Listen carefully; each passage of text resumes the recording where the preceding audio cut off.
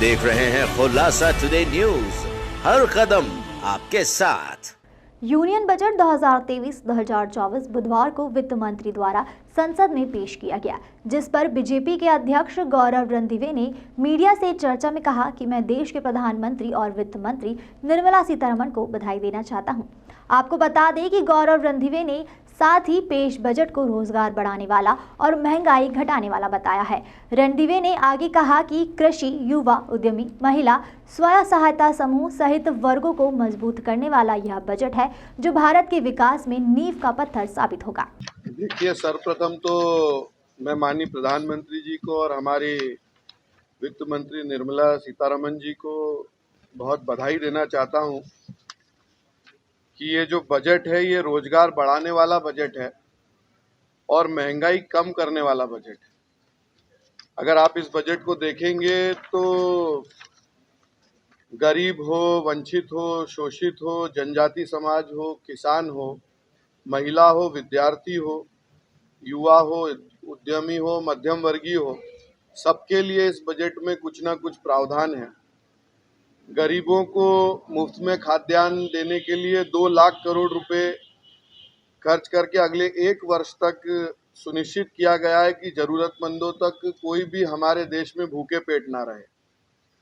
PM Awas Yojana के नाते हमारी केंद्रीय वित्त मंत्री निर्मला सीतारमण जी ने उसके आवास योजना का परिव्यय 66% तक और बढ़ाकर लगभग 79,000 करोड़ रुपए का किया गया है। ये अपने आप में एक सभी हमारे ऐसे लोग जिनके लिए आज आवास नहीं था, जिनको रहने के लिए घर नहीं था, उनके सर पे पक्की छत देना सुनिश्चित करना, ये एक तरह से बहुत बड़ा कार्य इस बजट में किया गया है। जनजाति समाज के हमारे सभी जनजाति वर्ग के हमारे सभी छात्रों के लिए अगले 3 वर्षों में लगभग 740 से अधिक एकलव्य मॉडल स्कूल के निर्माण किए जाएंगे और उसमें लगभग 38,800 शिक्षक एवं सहायक कर्मचारियों की नियुक्ति की जाएगी। जैसा मैंने कहा कि रोजगार देने वाला और जन कल्याण करने वाला ये बजट है। उसके अलावा अगर आप देखेंगे तो कृषि के लिए इस बजट में बहुत कुछ है। युवा उद्यमियों के लिए कृषि स्टार्टअप, उसके अलावा कृषि का कोष भी बढ़ाया गया है। हमारे कृषि, आप सब जानते हैं कि भारत एक कृषि प्रधान देश है और एक बहुत बड़ी हमारी आर्थिक कृषि पे ही हमारी अर्थव्यवस्था बहुत बड़ी निर्भर करती है।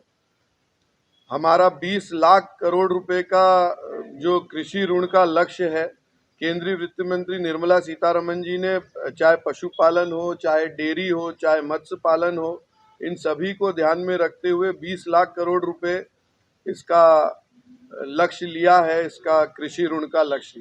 जितने मैंने आपको चीज़ें बताई हैं, अगर आप उनकी गहराई में जाएंगे तो चाहे कृषि में हो, चाहे युवा उद्यमी में हो, चाहे महिला सेल्फ हेल्प ग्रुप में हो, चाहे हमारे ऐसे स्टार्टअप करने वाले लोग हों जो खुद रोजगार लेंगे भी और लोगों को रोजगार देंगे भी, इन सबको जिसको कह सकते हैं कि सबका साथ, सबका विकास और सबका विश्वास, और उसमें एक जो बात जुड़ी है सबका प्रयास, उस बात को चरितार्थ करता हुआ ये बजट है।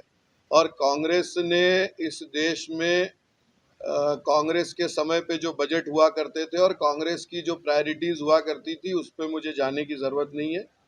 मैंने जैसा बताया कि ये गरीब कल्याण से लेकर, जनजाति विकास से लेकर, युवा विकास से लेकर, महिला सुदृढ़ीकरण से लेकर, हमारे किसानों को, हमारे सभी वर्गों के लोगों को मजबूत करने का ये बजट है और निश्चित तौर पे भारत के विकास में ये बजट एक नींव का पत्थर साबित।